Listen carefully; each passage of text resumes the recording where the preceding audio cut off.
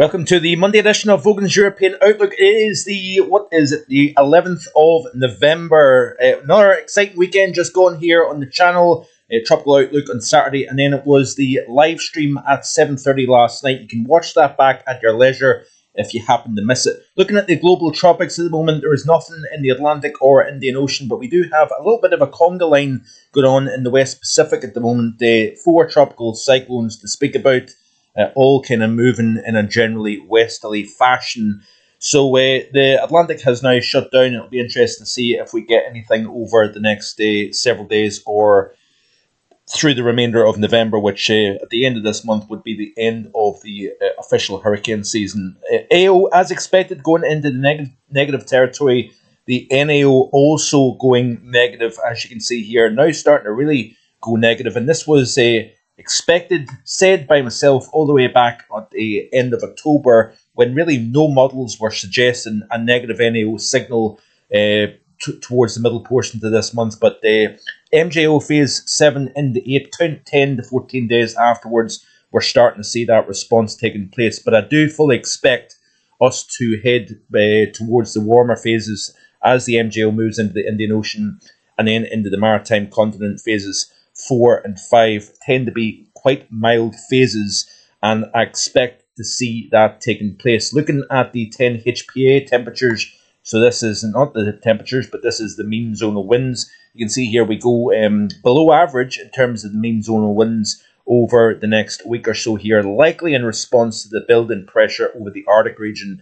Then expected, according to the ECNWF, to head towards quite strong territory here. Actually, quite a few members indicating that it goes into record strong territory. Now, remember, I showed you not only in last night's live stream, but in videos back at the end of last week, showing that the core temperature within the stratosphere is expected to drop to the upper minus 80s, even close to minus 90 Celsius. That would be close to record territory for the middle and second half of November. And then it goes close to or just slightly above average right the way through towards the Christmas period, with a little bit of a dip at the very end of the period here. But this is obviously fantasy land. So anyway, this is the month of November so far. So rather warm compared to average. But you don't have to get very far southeast of the UK to see a slightly below average first 11 days of November here. The low country is below average, and then right the way across the heart of Europe here into the southeast of Europe, firmly below average in terms of the temperature anomaly. Upcoming period here, this is the next 7 days according to the ECM extended. So this is the weeklies. This is mean sea level pressure, by the way. And you can see here that we do have a very powerful area of high pressure, actually pressure at around 1040 millibars. So pretty strong pressure at that across the majority of the UK. But that is going to start to slide westwards, and that is all in response to that MJO phase 7 and 8. So you can see here as we play through the period into the day 3 through 10, 4 through 11. Notice here this kind of retrograding of the high, not only just shifting west, but is also moving all the way up into the Arctic region, across Greenland and into the Arctic. That then should open the Arctic door to the colder air coming in from the north. You can see here a beautiful alignment here in the Greenland Ridge, Europe trough. This is the period now, days 7 through 14. You can see here that we've got a beautiful setup for Arctic air masses digging south here, even across the eastern United States. We're seeing that response taking place also. If we look at the temperature profile upcoming 7 days, you can see here slightly warmer than average across the north, but close to average, if you notice here, across the bulk of England and Wales. Play through the loop. You notice here that as we move towards that day 7 through 14 period, we're firmly below average in terms of the temperature anomaly. Now, again, how cold this air mass is going to be is still subject to question.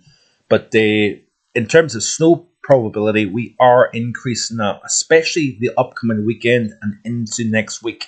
So this is still a week away, and the modelling is going to go back and forward. I'm not one to jump on individual model runs, but we'll have a quick look just briefly at the GFS operational. This is the latest run that is just now updating. And through Monday the 18th of November, this is the total snowfall expected according to the GFS model.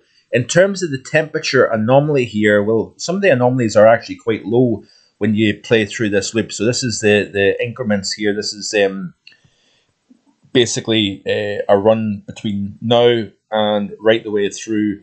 Now this is as of Wednesday the 13th of November, and still above average temperatures if you notice here, but under clear skies and light winds we will see the temperatures drop quite quickly at night time.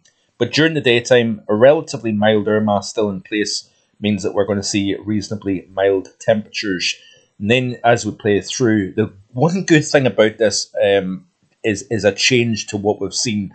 Obviously, it's been good news in the sense we've seen drier than average temperature, drier than average conditions, but also we've lost that exceptional wet spell with low pressure dominating for seemingly years. It felt like now we're seeing this change. We had leaden skies and gloomy conditions. 9 straight days, the first 9 days in November, seen parts of England with 0 hours of sunshine, which is pretty significant, really, when you think about that.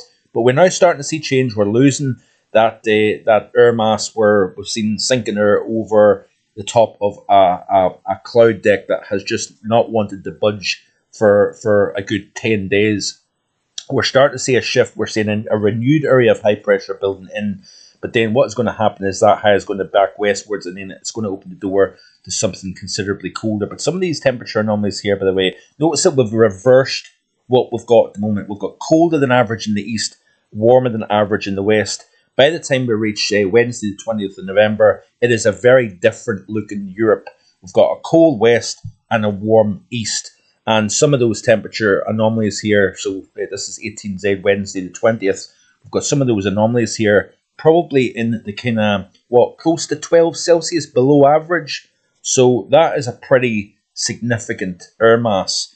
Again, there's going to be back and forth. We're still looking in the future quite a bit out, and therefore it is always subject to fluctuation and change. But let's have a quick look at the 850s and see what it's showing. Then we'll look at the snow projection. So we've still got this relatively mild air mass in place at the moment, 1040 high centred over the UK and Ireland. We've got colder air getting drafted in over Scandinavia, around the eastern flank of the high, and we're even seeing some of this chilly air moving into the southeast of the UK here. So a bit of a northeasterly flow. Will feel rather cold in that northeasterly flow during the course of tomorrow. And you can see milder conditions, 10 Celsius at 850 between Iceland and Scandinavia. So that's a pretty warm air mass on the left hand side of the high itself. In the western flank, we're transporting subtropical air north, and then on the eastern side of the flank, we're also transporting Arctic air down and underneath the high.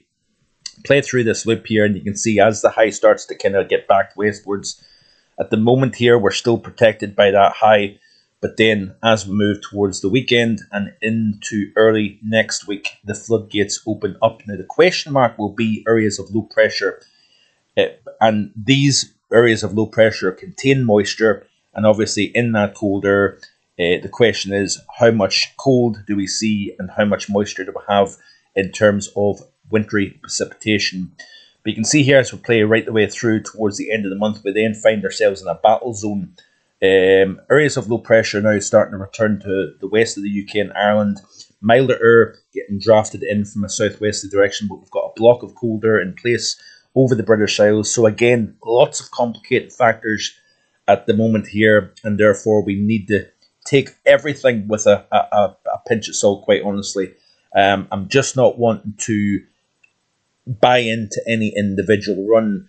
So again, there's no point looking at exact numbers in terms of either temperature or snow, because there is going to be a back and forth. The general consensus is that we're turning colder, and that has been said for quite some time based on the evidence of the MJO. And I've showed you the graphic. The warm phase of the MJO, we've seen a positive AO, NAO. When we've seen the cold phases of the MJO, we've seen a negative Arctic oscillation, North Atlantic oscillation, intrusion of Arctic air, and then back into the warm phases, we've seen the response within the mid to high latitude pattern. But you can see here, generally speaking, if we look at the snow prospects here, again, very much subject to question. take it with a pinch of salt, but we'll have a look anyway and see what the GFS initially is indicating in terms of snow depth. So this is snow on the ground projected by the model. Play through the loop. Not a great deal to speak about. A little bit of snow across the north of Iberia. Notice here, even parts of the Alps here, the Western Alps. We're seeing some snow due to that cold air getting pulled in underneath that area of high pressure. Continue to play through. This is all the way out to the weekend. Again, nothing really to speak about, but not something starting to show up here. Initially over the southern uplands. So this is Sunday, 17th of November here. So generally speaking, there's not going to be anything to speak about this work week.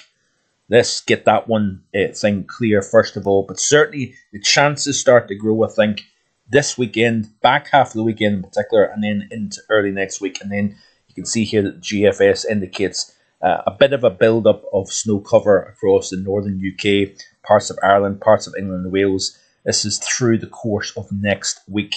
So again, you're talking a week away, and therefore nothing really to speak about over the next few days. But high and dry is going to be the theme through the course of this working week, with higher pressure back in play once again after a couple of frontal systems moved through during the course of the weekend just gone. In terms of the ECM model here, in terms of snow cover, play through the loop. Again, nothing to speak about apart from northern Iberia, parts of the Alps, parts of Central Europe also seeing some of that snow build up, especially down across the southeast.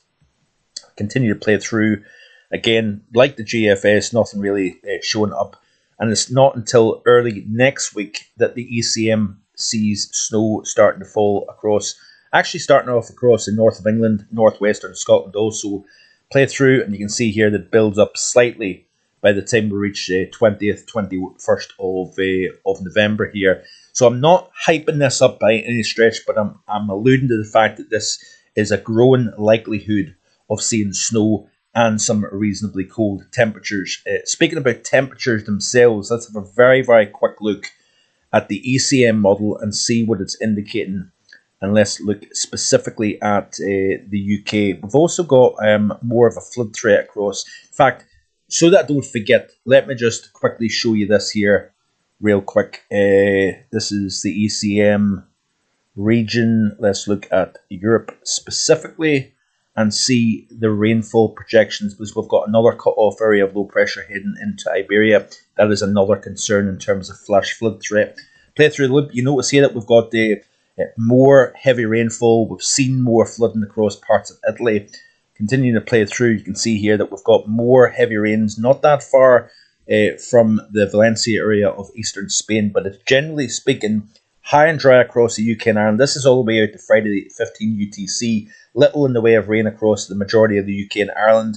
It's really from west of Iberia right the way across the Mediterranean basin into the southeast of Europe. That may fall more snow as opposed to just rain, but it's generally this area of the Mediterranean that is still of concern for more heavy rainfall and flash flooding, upwards of 300 millimeters of rainfall, and potentially just around the Greece area, or just to the west of Greece. So we'll need to keep a close eye on that. So anyway, let's get right back to what I was going to show you. Look at the British Isles particularly, and looking at the temperature of the ECMWF. You can see here we've got this fluctuation between mild days, cold nights under clear skies, light winds. Then in comes that colder air. Again, nothing really to write home about all the way up until the weekend, and then it's that we see the changes taking place. We could see some fairly cold temperatures. Temperatures by daytime in the north might struggle to get out of low single figures, believe it or not, and during the overnight period, depends on wind, cloud cover, etc. But we may see under clear skies and light winds, and if we do have some snow on the ground, we could actually see some considerably cold temperatures in Highland Glens, for example, northern England, parts of Wales, parts of Ireland and Northern Ireland. We could see some fairly cold nights, but again, very, very questionable in terms of the position of low pressure, the high pressure moving to the west, the flow. There's so many different variables that there's no point in making any kind of call at this stage. Still too early. But that's it for today. Like and subscribe. I'll see you next time with more. Bye for now.